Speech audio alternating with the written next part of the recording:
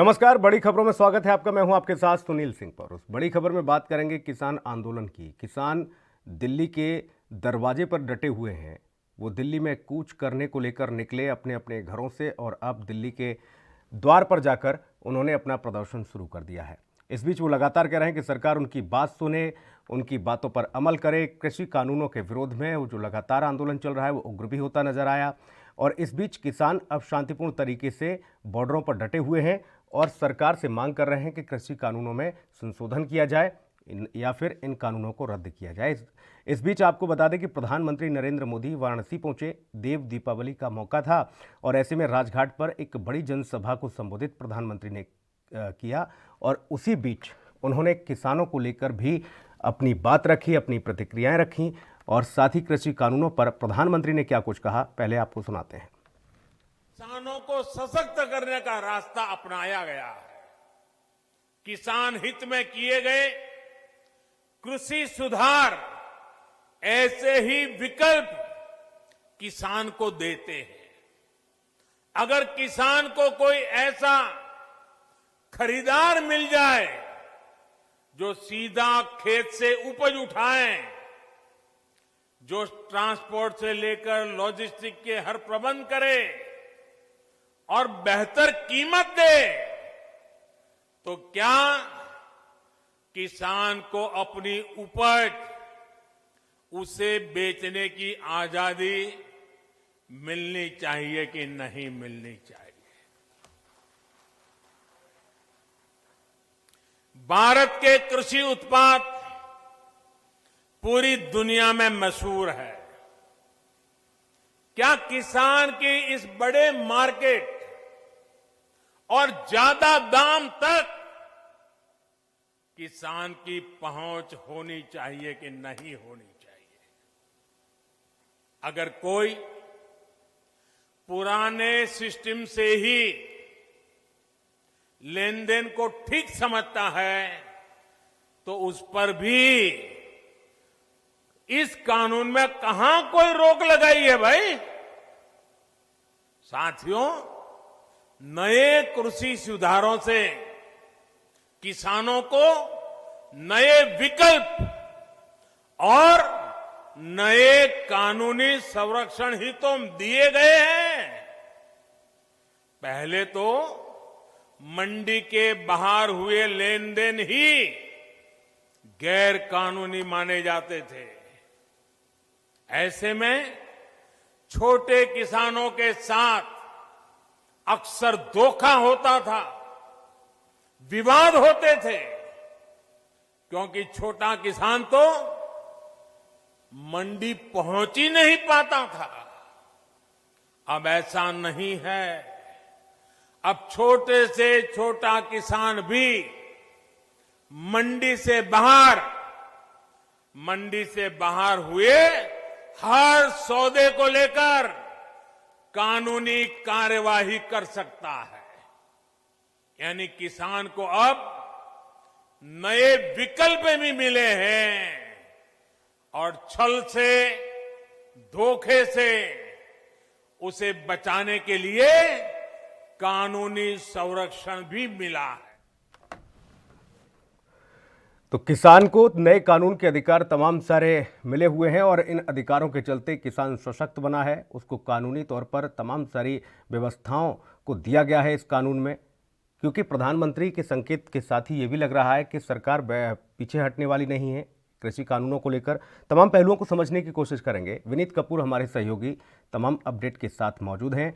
विनीत, किसानों के आंदोलन को आप पहले दिन से कवर कर रहे हैं, जब से किसानों ने इस आवाज को उठाया, कृषि विधेयकों का विरोध किया और ये कानून का रूप लिया और उसके बाद ये सारी व्यवस्थाएं पंजाब में आपने देखी हैं। प्रधानमंत्री के बातों से, प्रधानमंत्री के संकेतों से तो नहीं लगता कि सरकार बैकफुट पर जाएगी या फिर किसानों की इन बातों पर अमल होगा, क्योंकि वो तो कह रहे हैं कि किसानों के लिए जो कानून है ये बहुत अच्छे हैं।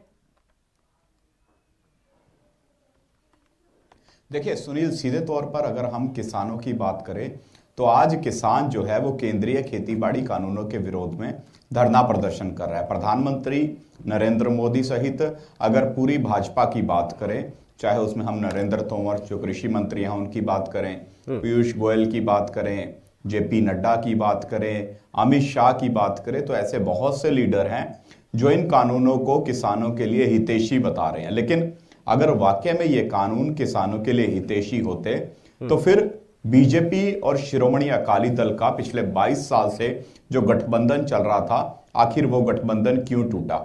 अगर ये जो कानून वाकई में हितैषी होते तो फिर क्यों हरियाणा में जो सहयोगी पार्टी है बीजेपी, उसके नेता जो हैं वो लगातार इन कानूनों के विरोध में किसानों का समर्थन करते नजर आ रहे हैं? क्यों बीजेपी को बार बार पंजाब के अंदर झटके पे झटके लग रहे हैं और बीजेपी के नेता जो हैं वो इन कानूनों के विरोध में किसानों का समर्थन करने के लिए बीजेपी का साथ छोड़ते नजर आ रहे हैं? तो ऐसे में जो किसानों की संशय है, सरकार इन कानूनों को लागू करके जो निजीकरण की तरफ खेतीबाड़ी सेक्टर को लेकर जा रही है, उसमें कोई दो राय नहीं कि निजी कंपनियां जब आएंगी तो फिर निजी कंपनियां अपने मनमाने दामों के आधार पर ही जो किसान है उससे फसल की बुआई करवाएंगे और वो फसल खरीदेंगे।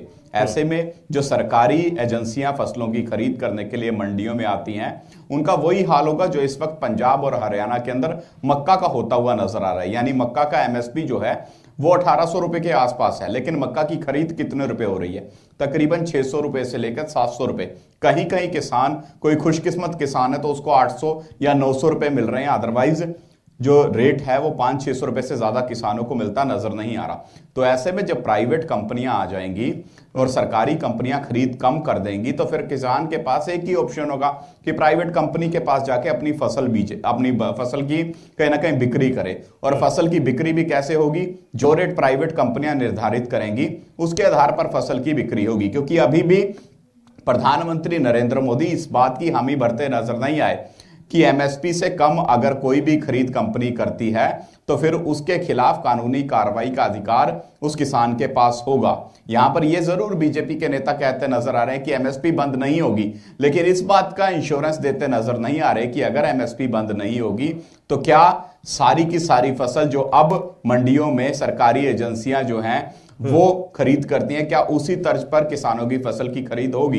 इतना ही नहीं, जो 5 साल के कॉन्ट्रैक्ट की बात की जा रही है उसमें अगर फसल खराब होती है तो उसका उत्तरदायी कौन होगा? अगर मौसम की मार पड़ती है तो क्या उसका खामियाजा किसान को भुगतना पड़ेगा, लेकिन या वो खामियाजा जो है वो कंपनी भुगतने को तैयार होगी? एक यहां पर भी संशय जो है वो बरकरार है। और भी कई बड़े नियम हैं। आज कानूनी का हवाला दिया गया कि कानूनी जो कह सकते हैं रास्ता इख्तियार कर सकता है, लेकिन कानूनी इख्तियार किस तरह से करेगा? डीसी या एसडीएम तक की अप्रोच किसान कर पाएगा? इस तरह का कानूनों में प्रावधान किया गया है। कानूनों की नॉलेज जो जिन्होंने भी ये कानून पढ़े हैं, जो लोग भी इन कानूनों पर पूरे विस्तार पूर्वक चर्चा कर रहे हैं, वो स्पष्ट कह रहे हैं कि डीसी और एसडीएम लेवल पर अगर झगड़ों का निपटारा होगा तो फिर किसानों के हक जो हैं वो सुरक्षित नहीं रह पाएंगे। क्योंकि डीसी और एसडीएम जो हैं वो सरकारों के नीचे दबे हुए होते हैं और कहीं ना कहीं अगर मंत्री ने कह दिया तो उसी हिसाब से काम होगा। कंपनी भी कहीं ना कहीं अगर मंत्री को अपने साथ लेती हुई चलती आएगी। तो इसी वजह से किसान आज प्रदर्शन कर रहा है और ये कह रहा है कि जब तक उसके हक सुरक्षित नहीं होंगे तब तक उसका विरोध प्रदर्शन जारी रहेगा, भले ही बीजेपी के नेता जो है कितनी मर्जी बड़ी बात कर लें, कितना मर्जी बड़ा प्रलोभन जो है वो देते हुए नजर आ जाए। जी, प्रधानमंत्री भरोसा दिलाने के लिए तो ये बात करते रहे किसानों को, विनीत के किसान इस कानून का समर्थन करें, इस कानून को समझें और इस कानून को जानने के बाद वो कहेंगे कि वाकई में ये कानून उनके लिए कारगर है, अच्छा है और बेहतर है। जबकि उन्होंने इस दरमियान विरोधियों पर भी निशाना साधा। उन्होंने कहा कि देखिए पंजाब में ये स्थिति बनी, वहाँ पर नाम तो नहीं लिया प्रधानमंत्री ने, लेकिन सीधे तौर पर विपक्ष पर भी हमला किया उन्होंने। आपने भी सुना होगा प्रधानमंत्री का वो संबोधन। उन्होंने कहा कि कुछ लोग हैं जो किसानों को बरगला रहे हैं, बहकाने का काम कर रहे हैं, वहाँ से आंदोलन की रूपरेखा तैयार कर रहे हैं। ऐसे लोग नहीं चाहते कि किसानों का भला हो। देखिए, सीधे तौर पर अगर हम कैप्टन अमरिंदर सिंह की बात करें तो कैप्टन अमरिंदर सिंह वो मुख्यमंत्री हैं जो सबसे पहले इन कृषि कानूनों के विरोध में खड़े होते नजर आए थे, जिन्होंने विधानसभा का सेशन बुलाया था और विधानसभा का सेशन बुला के इन कानूनों की खिलाफत की थी। उन्होंने सीधे तौर पर कहा था कि पंजाब में इन कानूनों को लागू नहीं होने देंगे। और बात पंजाब की नहीं है, आज हरियाणा के किसान की बात करें, हरियाणा में बीजेपी की सरकार है और हरियाणा में भी किसान जो है वो इन कानूनों का बड़े लेवल पर विरोध करते नजर आ रहे हैं। यूपी की बात करें, यूपी में बीजेपी की सरकार है, वहां के किसान जो हैं वो इन कानूनों का विरोध करने को तैयार हो चुके हैं, वो लामबंद होते हुए नजर आ रहे हैं। तो ऐसे में जहां जहां भी किसान है, मध्य प्रदेश की बात कर लें, वहां के किसान लामबंद हो चुके हैं, राजस्थान की बात कर लें, राजस्थान के किसान लामबंद हो चुके हैं, और भी कई राज्य ऐसे हैं जहां के किसान लगातार इन कानूनों के विरोध में लामबंद होते हुए नजर आ रहे हैं। और कई राज्य तो ऐसे हैं जहां पर भाजपा की सरकार है, तो ऐसे में वहां पर भी क्या कांग्रेस की जो कह सकते हैं, कांग्रेस को ऊपर आरोप लगाए जा रहे हैं कि कांग्रेस जो है वो बहलाने की कोशिश कर रही है। तो क्या अब बीजेपी शासित जो राज्य हैं वहां पर कांग्रेस के चलते इतना कुछ प्रेशर में आने लग गए हैं लोग कि इतना बड़ा जो मुहिम है वो शुरू कर दें? क्योंकि आज अगर हम सुनील दिल्ली की बात करें तो दिल्ली बॉर्डर के ऊपर तकरीबन 1.5 लाख के आसपास किसान जो है वो सड़कों पर हुजूम को बरगलाया नहीं जा सकता।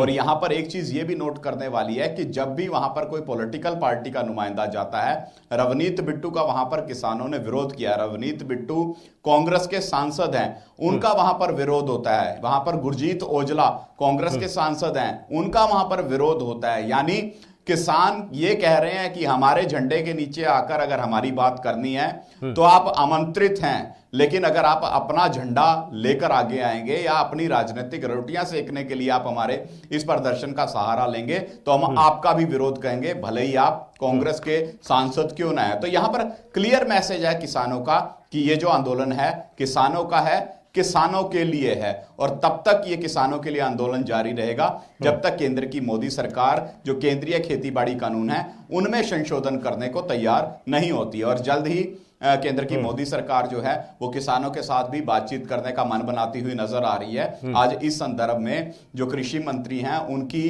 जो कह सकते हैं अमित शाह, उनके साथ बैठक भी हुई है जिसमें रणनीति बनाने की बात की जा रही है कि इंश्योरेंस तो देना पड़ेगा कि एमएसपी पर खरीद होगी, एमएसपी सुरक्षित रहेगी, कानूनी जो कह सकते हैं पक्ष लेने का भी अधिकार इसके पास किसान के पास होगा, उसकी जमीन भी प्राइवेट कंपनियां कुर्क नहीं कर पाएंगी। बिल्कुल इस तरह का इंश्योरेंस दिए बिना ये विरोध प्रदर्शन इस बार थमने वाला नहीं है। तो ऐसे में केवल बयानबाजियों से नहीं बल्कि ग्राउंड लेवल पर जमीनी स्तर पर किसानों की समस्याओं को समझे प्रधानमंत्री नरेंद्र मोदी और बीजेपी के अन्य नेता, तभी इस समस्या का समाधान हो सकता है और किसानों को राहत मिलेगी। क्योंकि देखिए स्थिति क्या होगी आने वाले समय में। किसानों ने कह दिया कि 6 महीने का राशन लेकर निकले हैं हम लोग घर से, उधर प्रधानमंत्री संकेत दे रहे हैं कि आप समझिए इन कानूनों को, आप जानिए पहचानिए, बाकी लोगों के झांसे में मत आइए। तो सरकार सीधे तौर पर अभी पूरी तरह से मन नहीं बनाई हुई है, अच्छे काम में अड़चने आती हैं, इस तरह की वो बातें कर रहे हैं। ऐसे में कांग्रेस क्या सोचती है? मथुरा दत्त जोशी इस वक्त हमारे साथ प्रदेश प्रवक्ता उत्तराखंड सीधा जुड़े हुए हैं फोन लाइन पर। जोशी जी बहुत स्वागत आपका। धन्यवाद। जोशी जी, उत्तराखंड के किसान भी अब दिल्ली की ओर कूच कर रहे हैं, उत्तराखंड का किसान भी अब पहुंच रहा है। हालांकि बड़े स्तर पर तो उत्तराखंड में पहाड़ पर खेती नहीं होती, लेकिन जितना भी किसान है वहां पर जो भी अपनी आजीविका पैदा करता है, पहाड़ में खोद कर वहां पर मिट्टी डालकर वहां जो व्यवस्थाएं बनाता है, वो भी पहुंच रहा है दिल्ली भारतीय किसान यूनियन के आह्वान पर। आपकी प्रतिक्रिया? प्रधानमंत्री को सुना होगा, 4 दिन से किसान धरने पर बैठा हुआ है, दिल्ली के दरवाजे पर दस्तक दे चुका है, लेकिन प्रधानमंत्री कह रहे हैं कि अच्छे कामों में अड़चने आती हैं, कृषि कानूनों पर अभी सरकार बैकफुट पर आने के मूड में नहीं है। आपकी प्रतिक्रिया जोशी जी? देखिए, दुर्भाग्य है इस देश का और इस देश के लोकतंत्र का। तो लोग चाहता हैं जो अन्न पैदा करने का काम करते हैं और जो कहते हैं 125 करोड़ जनता के देश को भरने का काम करते हैं, उनके लिए अन्न उपलब्ध कराते हैं। अगर वही किसान दिल्ली में धरने में बैठ रहा है अपनी मांग के लिए, अपनी जो न्यायोचित मांगे हैं और उनका समाधान नहीं हो रहा है, तो इससे बड़ा दुर्भाग्य इस देश का और कुछ नहीं हो सकता। और प्रधानमंत्री जी का कहना कि किसानों को आंदोलन नहीं करना चाहिए या किसानों को विपक्ष भड़का रहा है या किसान दिग्भ्रमित हो रहे हैं, ये मैं इसको न्यायोचित नहीं मानता हूँ, बहुत उचित नहीं मानता हूँ। ये चाहिए था कि केंद्र की सरकार को जो किसान प्रतिनिधि है उससे वार्तालाप करना चाहिए था। जो किसान बिल, जो केंद्र का जो बिल लाई है सरकार। नहीं जोशी जी, मैं ये जानना चाहूँगा आपसे, देखिए हालांकि मैं कहूँगा अपनी टीम से कि जोशी जी की आवाज़ को थोड़ा बेहतर करें, दर्शकों तक स्पष्ट पहुँचे, और विनीत के जहन में भी कुछ सवाल जरूर रहे होंगे। मैं ये जानना चाहूँगा, देखिए किसानों ने तो मना कर दिया भाई सीधे तौर पर कि अपना झंडा लेकर तो आइएगा मत।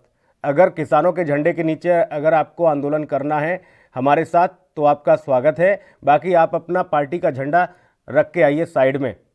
अगर आपको अपनी पार्टी के समर्थन में भी और किसानों के समर्थन में भी पार्टी को भी आगे बढ़ाना है और किसानों का समर्थन भी करना है तो किस तरह की रणनीति, क्योंकि किसान अपने मंच पर तो नहीं आने देंगे। फिर ये देखने को मिलेगा जोशी जी के एक बड़ी यूनियन कांग्रेस की निकलेगी सड़क पर, कांग्रेस के बैनर तले, और किसानों का समर्थन करती नजर आएगी। जोशी जी, कांग्रेस किसानों की न्यायिक मांग का समर्थन कर रही है।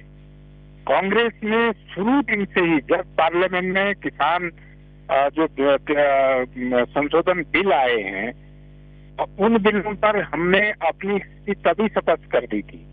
हम कहीं कोई राजनीतिक उसमें प्रयोग नहीं करना, हस्तक्षेप किसानों के आंदोलन में करना चाहते हैं। हमने हमेशा किसानों की बात को प्रमुखता से उठाया है, हम आगे भी किसानों की बात को प्रमुखता से उठाएंगे। कांग्रेस स्वामीनाथन कमेटी की रिपोर्ट लागू करने की बात करती है। केंद्र सरकार स्वामीनाथन कमेटी की रिपोर्ट को तत्काल लागू करे। और दूसरी बात, प्रधानमंत्री जी को आपने सुना होगा जोशी जी, प्रधानमंत्री ने कहा कि स्वामीनाथन कमेटी की रिपोर्ट के अनुरूप ही हम किसानों को उनका हक दे रहे हैं। नहीं, प्रधानमंत्री जी को ये स्पष्ट करना चाहिए ना कि क्या दे रहे हैं, किस तरीके से हक दे रहे हैं। स्वामीनाथन कमेटी की रिपोर्ट क्या कहती है? उपज का 1.5 गुना, उपज का 1.5 गुना आप किसान को भुगतान करिए, उसकी लागत का, उपज की लागत का 1.5 गुना।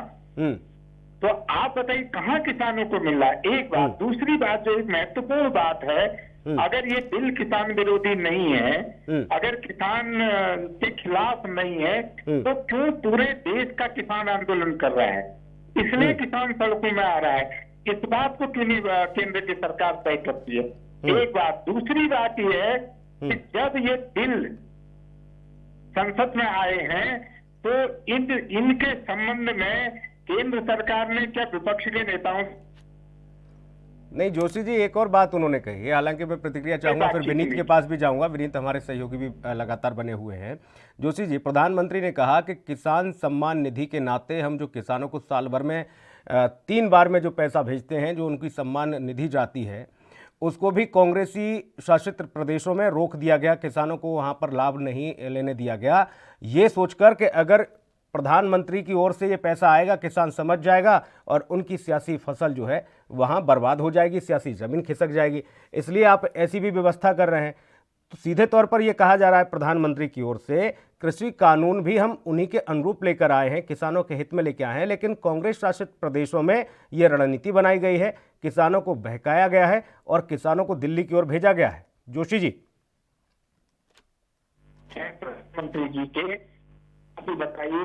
मुझे तो देखिए,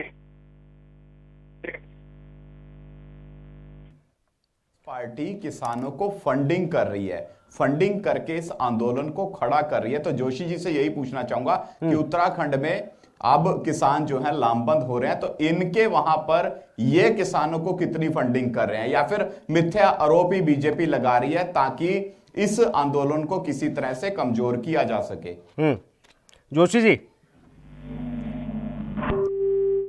जोशी जी चले गए।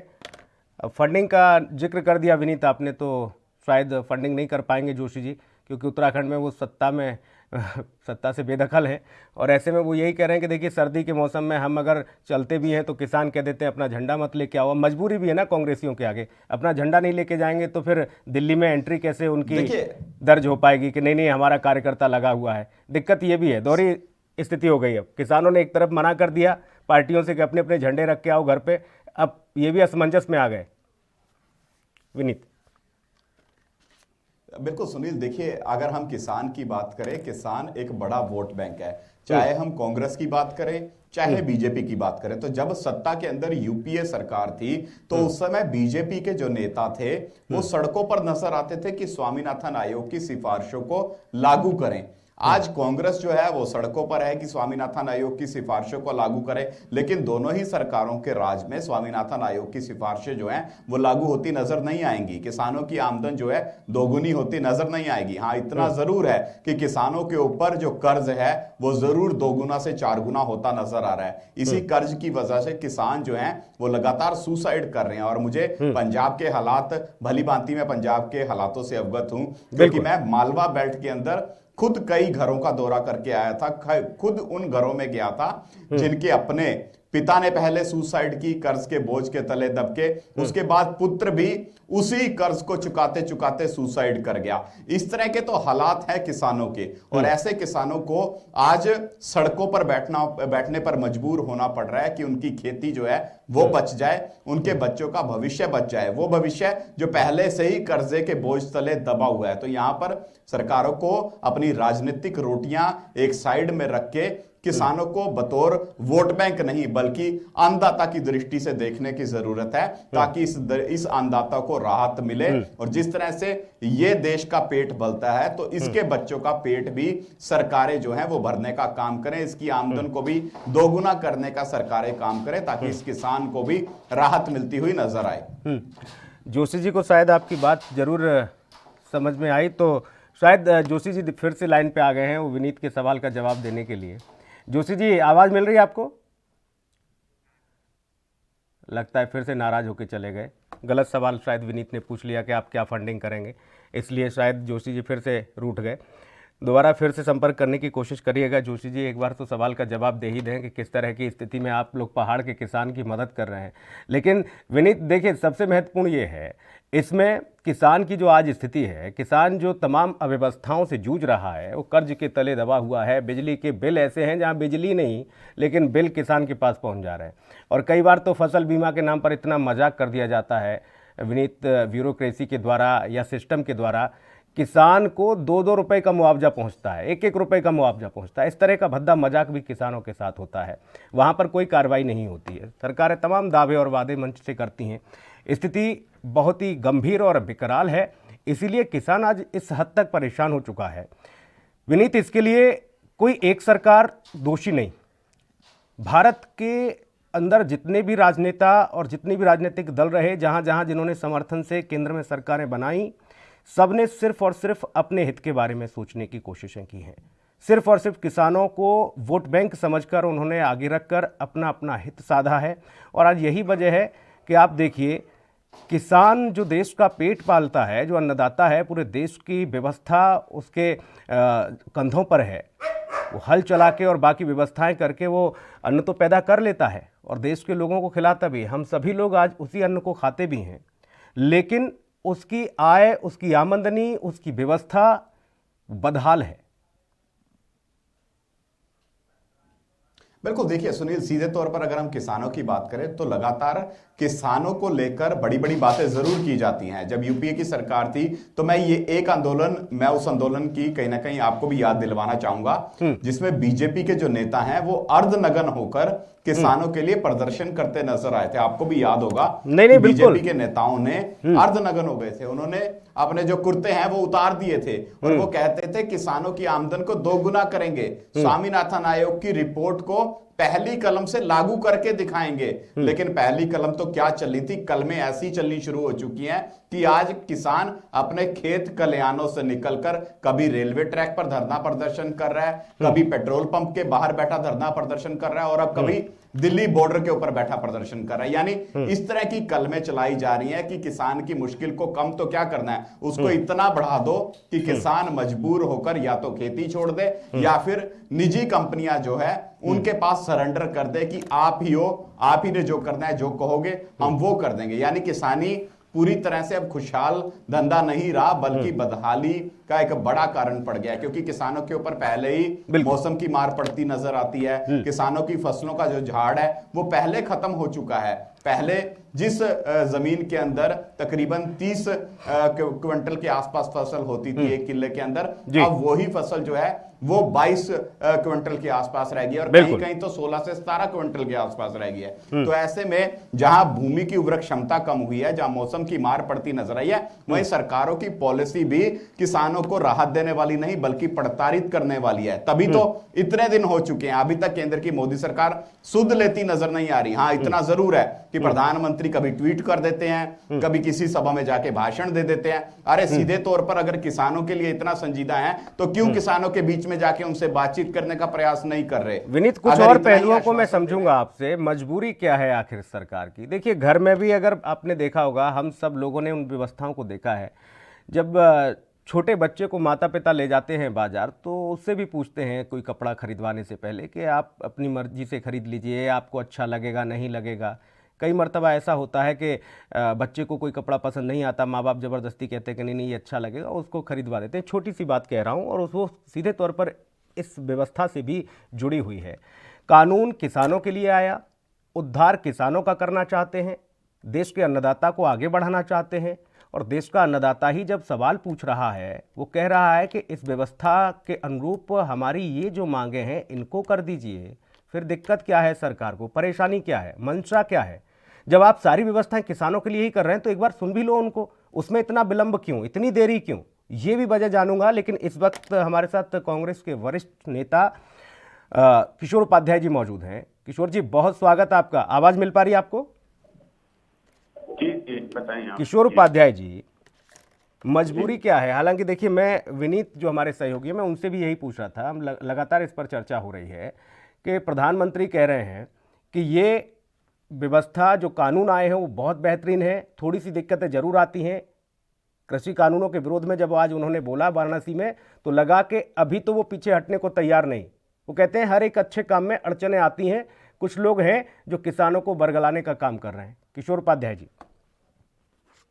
नहीं, मैं बहुत ही विनम्रता पूर्वक कहना चाहता हूँ कि प्रधानमंत्री काशी में हैं, और मेरे ख्याल से ये जो संवादहीनता है,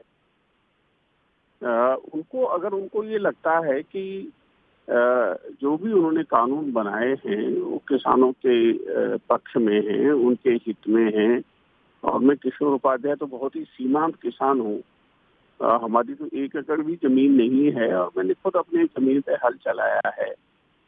प्रधानमंत्री जी किसानों के भी प्रधानमंत्री हैं, तो अगर उनको ये लगता है कि अच्छी बात है, वो काशी में है, किसान दिल्ली में है, अरे भाई आप दिल्ली आइए, किसानों के जो प्रतिनिधि हैं उनको बुलाइए, वो समझाइए कि भाई आपको ये फायदा।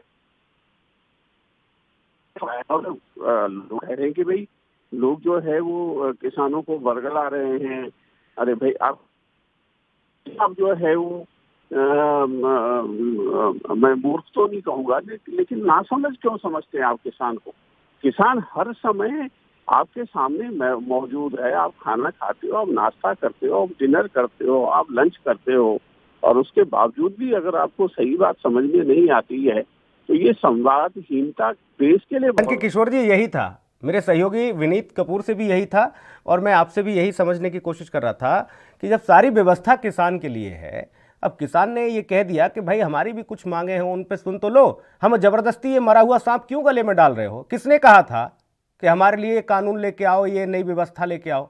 हमने तो मांग नहीं की थी, हम तो नई मांगों को नहीं उसके लिए आंदोलन कर रहे थे कि हमारे लिए विशेष कानून बनाइए। हम तो स्वामीनाथन कमेटी की रिपोर्ट को लागू करने के लिए, किसानों के हित में, उसके लिए लंबे समय से आंदोलन कर रहे हैं। यूपीए शासनकाल में भी किया, बीजेपी अर्धनग्न हो जाती थी उस दरमियान, बीजेपी के कार्यकर्ता सड़क पर, और अभी भी वही स्थिति है। लेकिन नए कृषि कानून ला दिया आपने, ये कुल मिलाकर एक मरा हुआ सांप गले में डाल दिया, अब इसको लेकर घूमो। किशोर जी, मुझे ये लगता है कि जो प्रधानमंत्री जी ने कहा था पिछले जो लोकसभा के चुनाव हुए उसमें उन्होंने कहा कि हम किसानों की आमदनी दुगनी कर देंगे। अब किसान जब ये कह रहा है कि भाई हमारी आमदनी आप दुगनी करिए, तो उन सब चीजों से जो वायदे आपने किसानों से किए, पहली बात तो ये है, उससे ध्यान बटाने के लिए इस समय जिस तरह की स्थिति पूरे देश में और विश्व में खड़ी हो गई है, उससे ध्यान बटाने के लिए आप जो है नए नए तरीके निकाल लेते हो जैसे कोई होता है ना, हमारे यहाँ एक कहावत है कि कहीं छोटी सी अगर बीमारी है तो उसको अगर आपने उससे ध्यान हटाना है तो उससे बड़ी बीमारी पैदा कर दीजिए। तो मुझे लगता है कि प्रधानमंत्री जी ये बड़ी बीमारी पैदा करके और किसानों के साथ ही देश के लोगों के साथ भी जो है ये धोखा है ना किशोर जी, देखिए मौका तो आपको भी मिला था, आप भी यूपी में रहे और लंबे समय तक आपने इन सारी व्यवस्थाओं को उस दरमियान भी किसान आंदोलन करता था और ये कहता था कि स्वामीनाथन कमेटी की रिपोर्ट को लागू करिए, उससे किसानों का भला होगा। लेकिन उस दरमियान भी शायद आपकी भी ऐसी कुछ मजबूरी रही होगी, क्योंकि विपक्ष में जब लोग होते हैं ना किशोर जी, बड़े अदब से कहूँगा, इस बात को स्वीकार भी आप करेंगे, इस बात से ज़रूर इत्तेफाक रखेंगे कि विपक्ष में जब होते हैं तो सीधे तौर पर यह कहा जाता है कि नहीं नहीं बिल्कुल उनकी मांगें जायज़ हैं, सब कुछ बहुत अच्छा है। लेकिन जब सिंहासन पर होते हैं, सत्ता में होते हैं, तो फिर ये कह दिया जाता है विचार हो रहा है, विमर्श कर रहे हैं, किसानों को बरगलाया जा रहा है, भड़काया जा रहा है, हम जो चीज़ें करके आए हैं वो बहुत अच्छी हैं। ये इस तरह की स्थितियाँ हर एक मौसम में देखने को मिलती हैं, जब सत्ताएँ बदलती हैं, सरकारें आती जाती हैं। किशोर जी बहुत शुक्रिया, आप हमारे साथ जुड़े इस कार्यक्रम में, बहुत धन्यवाद। विनीत आपका भी बहुत धन्यवाद इस कार्यक्रम में जुड़ने के लिए। बड़ी खबरों में इतना ही, नमस्कार।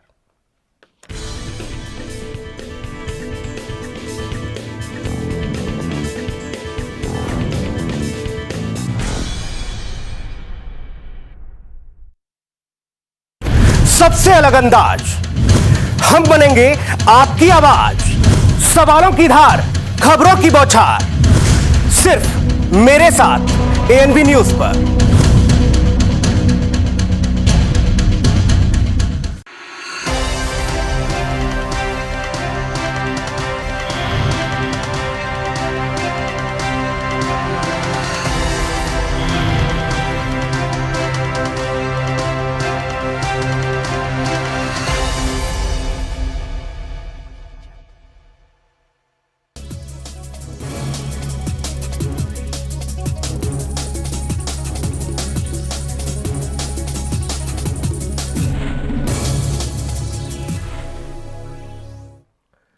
नमस्कार, उत्तराखंड की खबरों के साथ मैं हूं सुनील सिंह पौरुष। बढ़ेंगे खबरों में आगे। उत्तराखंड के मुख्यमंत्री त्रिवेंद्र सिंह रावत हरिद्वार पहुंचे। इस दौरान उनके साथ आचार्य महामंडलेश्वर अवधेशानंद गिरी महाराज, योग गुरु बाबा रामदेव, कैबिनेट मंत्री मदन कौशिक समेत कई साधु संत भी मौजूद रहे।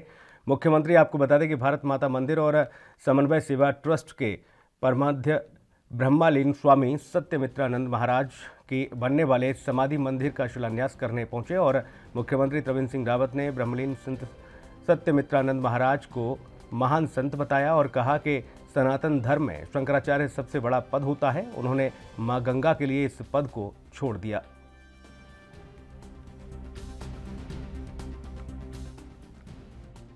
भारत माता मंदिर ट्रस्ट की भी स्थापना की और